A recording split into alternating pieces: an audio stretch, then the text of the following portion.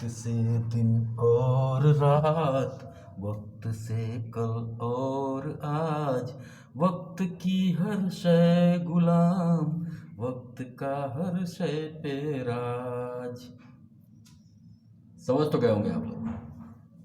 जी हाँ, आप लोग बिल्कुल ठीक समझे। आज हम चर्चा करेंगे फिल्म वक्त पे। वक्त 1965 में रिलीज हुई थी और बॉक्स ऑफिस कलेक्शंस के हिसाब से 1965 में वक्त पहले नंबर पर थी। दूसरे नंबर पर थी शशि कपूर नंदा अभिनीत जब जब फूल खिले। तीसरे नंबर पर थी मनोज कुमार और माला सिन्हा की फिल्म हिमालय की गोद में। अगर हम वक्त की स्टार कास्ट की बात करें तो वक्त में प्रमुख भूमिकाओं में थे बलराज साहनी साहब, जिन्होंने लाला केदारनाथ का रोल किया था। राजकुमार साहब थे, जिन्होंने फिल्म में राजा की भूमिका की थी। सुनील दत्त साहब थे, जो रवि के रोल में थे। शशि कपूर साहब थे, जिन्होंने फिल्म में विजय का किरदार निभाया था। और नायिकाओं की बात करें तो साधना जी थी, जो फिल्म में लीडिंग लेडी थी, जिन्होंने फिल्म में मीना की भूमिका की थी। शर्मिला टैगोर जी थी, जो फिल्म में रेनू के रोल में थी। खलनायकों की बात करें तो रहमान साहब थे, जिन्होंने फिल्म में मुख्य खलनायक की भूमिका निभाई थी, जिनके किरदार का नाम था चिनॉय सेठ। अन्य खलनायकों की भूमिका में मदन पुरी साहब थे और जीवन साहब थे। फिल्म में अर्चना सचदेव थी, जो फिल्म में तीनों नायकों की मां बनी थी। और एक और कैरेक्टर का नाम लेना बहुत जरूरी है, वो है पब्लिक प्रोसिक्यूटर का रोल, जो फिल्म में मोतीलाल जी ने किया था। मोतीलाल जी का जिक्र करना इसलिए जरूरी है कि मोतीलाल जी वैसे तो 40s और 50s में बहुत बड़े स्टार थे। वो फिल्म ज़्यादातर नायकों की भूमिका ही करते थे, लेकिन धीरे धीरे उनका झुकाव कैरेक्टर रोल की तरफ, जैसे जैसे उम्र बढ़ रही थी उनकी, वैसे वैसे उनका झुकाव चरित्र भूमिका की तरफ हो रहा था। हालांकि इसकी शुरुआत उन्होंने देवदास से ही कर दी थी। देवदास में दिलीप कुमार साहब मुख्य भूमिका में, देवदास की भूमिका में थे, और मोतीलाल जी ने उसमें चुन्नी लाल का रोल किया था। लेकिन चुन्नी लाल का कैरेक्टर ऐसा था कि वो सपोर्टिंग रोल होते हुए भी बहुत डैशिंग कैरेक्टर था। एक तरह से आप उसको नायक कह सकते हैं। बहुत स्ट्रांग कैरेक्टर था। लेकिन देवदास से वो धीरे धीरे चरित्र भूमिका की तरफ बढ़ रहे थे, और अर्ली 60 जाते आते वो पूरी तरह एक चरित्र अभिनेता के तौर पर स्थापित होने की कोशिश करने लगे। और उसमें बहुत बड़ा रोल प्ले किया वक्त ने उनके कैरेक्टर की काफ़ी तारीफ हुई। अब आते हैं फिल्म के टेक्निकल टीम की तरफ। फिल्म के निर्देशक थे यश चोपड़ा जी। फिल्म के निर्माता थे B.R. चोपड़ा साहब, और फिल्म में संगीत था रवि साहब का। फिल्म के सिनेमाटोग्राफर थे धर्म चोपड़ा जी। अब हम आते हैं फिल्म की कहानी पर। फिल्म की कहानी है लाला केदारनाथ की। लाला केदारनाथ शहर के एक उद्योगपति हैं, और उन्होंने जो कुछ अपने जीवन में हासिल किया है वो सब कुछ अपनी मेहनत से हासिल किया है। लाला जी के 3 बेटे हैं। बड़ा बेटा है राजा, राजा से छोटा बेटा है रवि, और सबसे छोटा विजय। और संयोग से तीनों का जन्मदिन एक ही दिन पड़ता है। लाला जी बहुत मेहनती आदमी हैं, और उनका जीवन में यह मानना है कि जीवन में जो कुछ है इंसान के अपने हाथों में है। जो कुछ है इंसान जो चाहे वो अपनी मेहनत से वो हासिल कर सकता है। जीवन में भाग्य जैसा कुछ नहीं होता। एक दिन लाला जी के घर में उनके बेटों का जन्मदिन मनाया जा रहा है। तीनों बेटों का जन्मदिन एक ही दिन पड़ता है। घर में जश्न का माहौल है, और घर की उस महफिल में एक ज्योतिषी आया हुआ है। उसी बीच जश्न के बीच ज्योतिषी लाला जी से कहता है कि लाला जी, आपको ठीक है, आपने अपने जीवन में मेहनत से सब कुछ हासिल किया है, लेकिन जीवन में भाग्य का बहुत बड़ा रोल होता है। आपको भाग्य पर विश्वास करना चाहिए। लाला जी ज्योतिषी को जवाब देते हैं कि भाग्य जैसा कुछ नहीं होता है, इंसान जो चाहे अपनी मेहनत से कर सकता है। अब देखो ना, मैंने क्या क्या हासिल कर लिया, और बहुत जल्दी मैं अपने बेटों के नाम पर एक और बिजनेस शुरू करने वाला हूँ। बस पार्टी खत्म होती है। और वही होता है जो भाग्य में लिखा हुआ है। एक बहुत बड़ा भूकंप आता है और सब कुछ तहस नहस हो जाता है, सारे बेटे बिछड़ जाते हैं, परिस्थितियाँ कुछ ऐसी बनती हैं कि लाला जी के हाथ से खून हो जाता है और लाला जी को जेल हो जाती है। धीरे धीरे समय बीतता जाता है, बच्चे बड़े होते जाते हैं। बड़ा बेटा राजा एक सोफिस्टिकेटेड चोर बन चुका है जो चिनार सेठ के लिए काम करता है। बीच वाला बेटा रवि जो कुछ भले लोगों के हाथ लग गया था, भले दंपतियों के हाथ में, तो उन लोगों ने उसको पाल पोस कर बड़ा किया और वो बड़ा होकर एक वकील बना। छोटा बेटा रवि वैसे तो छोटा बेटा विजय वैसे तो पढ़ा लिखा है,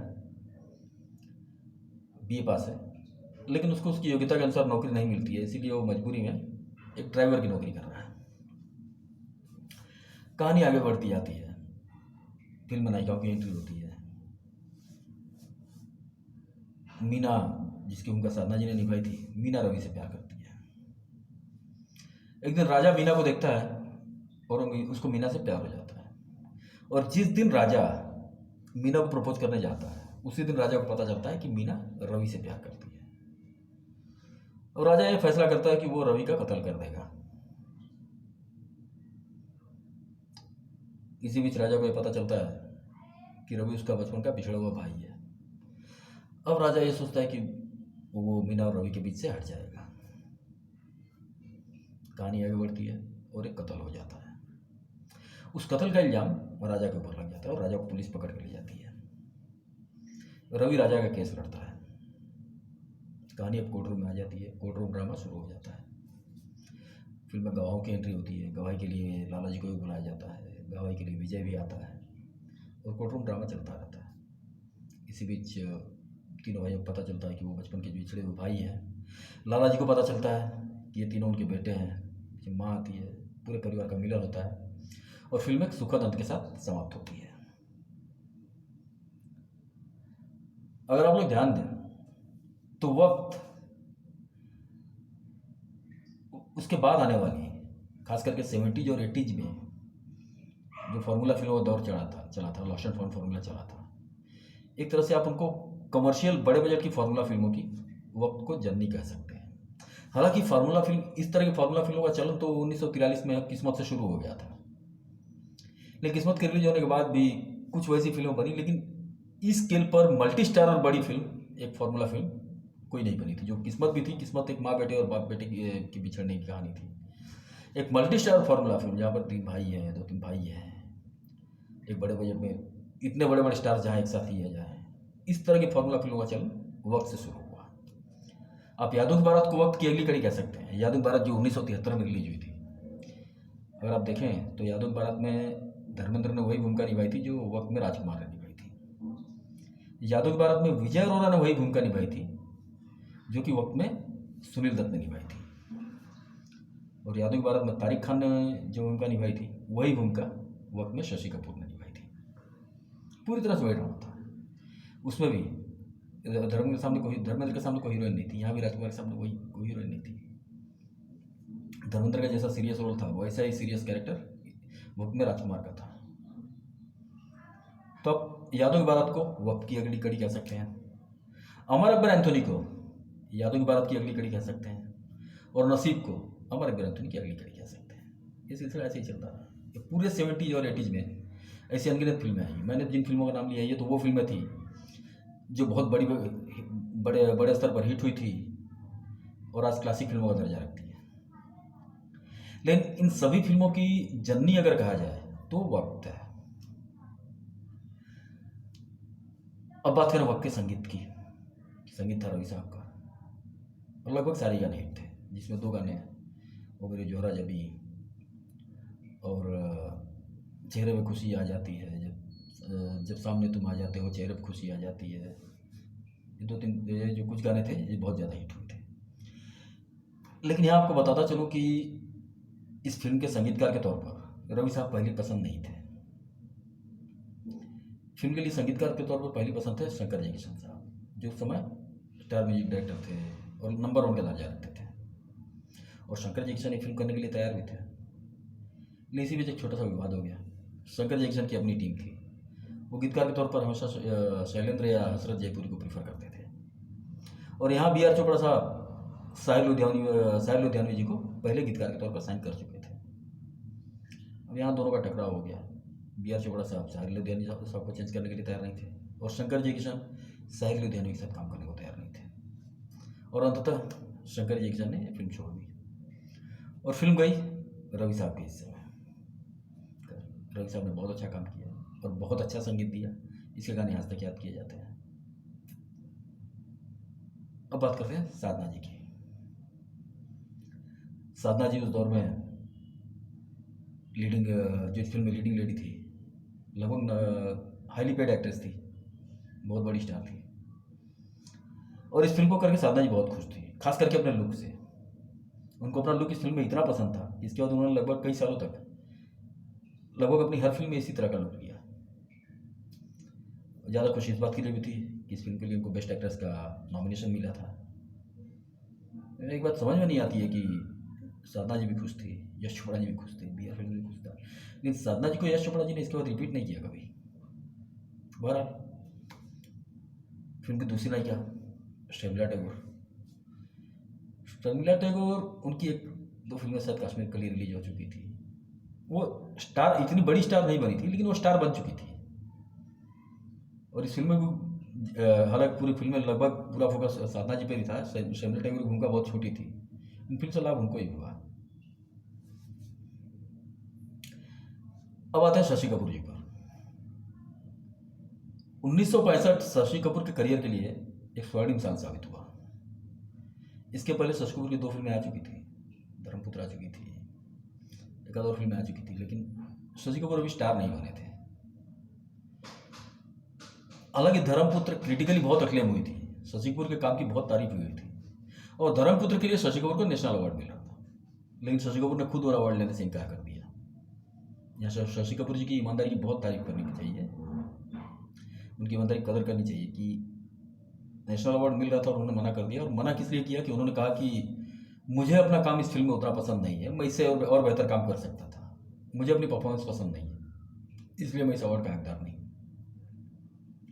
मुझे याद नहीं है कि उसके बाद या उससे पहले किसी कलाकार ने नेशनल अवार्ड के लिए मना किया है, और वो भी इसलिए कि उससे खुद अपना काम पसंद नहीं है। लेकिन शशि कपूर साहब ने किया।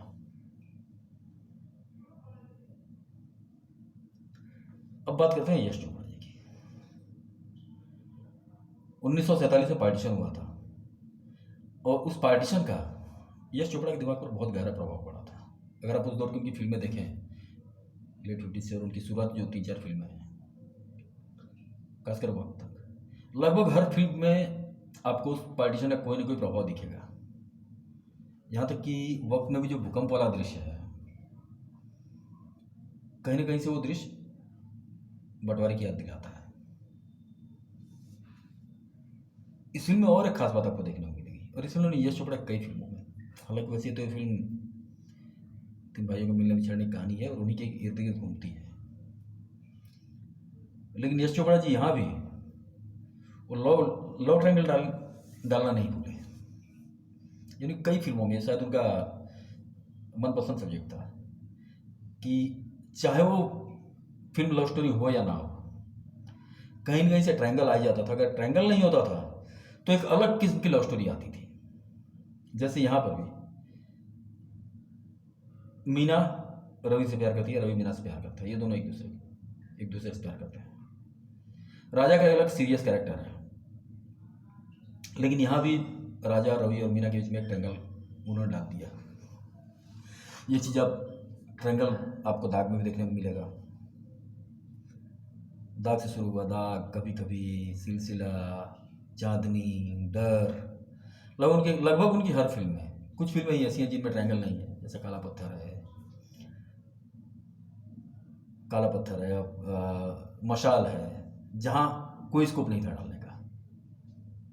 यहाँ तक कि त्रिशूल में दोनों नायकों के लिए अलग अलग नायिका हैं, लेकिन फिर भी एक सीक्वेंस ऐसा आ जाता है कि जहाँ अमिताभ बच्चन, शशि कपूर और हेमा मालिनी के बीच में ट्रायंगल लाने की उन्होंने कोशिश की है। जहाँ विजय जाता है, विजय रवि और शीतल के बीच में झगड़ा लगाना चाहता है, और वहाँ जानबूझकर कुछ ऐसी हरकतें कर रहा है कि जहाँ एक ट्रायंगल निर्मित हो रहा है, तो वहाँ पर भी डाल सकते हैं। दीवार में अगर आप देखें तो दीवार में ट्रायंगल नहीं था, लेकिन दीवार में एक अलग किस्म की लव स्टोरी थी। उस दौर में वो बहुत हिम्मत का काम था। कि जहाँ पर आप सीन याद कीजिए कि जहाँ पर विजय और अनीता बिस्तर पर सोए हुए हैं, वो दिखाया जा रहा है कि दोनों टॉपलेस हैं, चादर सिर फोड़े हुए हैं, और अनीता उससे कहती है कि मैं माँ बनने वाली हूँ। यहाँ निर्देशक ने ये दिखा दिया था कि ये दोनों लिव इन बना रहे हैं, और 1975 उस दौर में कोई सोच भी नहीं सकता था कि लिव इन रिलेशन जैसा कुछ होता है, लेकिन उन्होंने यश चोपड़ा जी ने वो दिखाया। बहरहाल वो अब रिलीज हुई थी 1965 में, बहुत बड़ी हिट साबित हुई थी, और यहाँ से यश चोपड़ा का दी यश चोपड़ा बनना शुरू हो गया था। उसके बाद उनकी 1-2 फिल्में और आई, आदमी और इंसान आई। आदमी और इंसान कोई इतनी खास नहीं चली, औसत दर्जे में चली। इफ्तेफाक आई, क्रिटिकली तो बहुत अक्लेम हुई, लेकिन इतनी ज़्यादा नहीं। फिर दाग से जो यश चोपड़ा ऊपर चढ़ना शुरू हुए, उसके बाद उन्होंने पीछे मुड़कर नहीं देखा। तो दोस्तों, ये थी आज कुछ बातें फिल्म वक्त के बारे में। अगले एपिसोड में फिर किसी और फिल्म के साथ आएंगे। तब तक के लिए नमस्कार। आप लोग अपना ध्यान रखिए। धन्यवाद।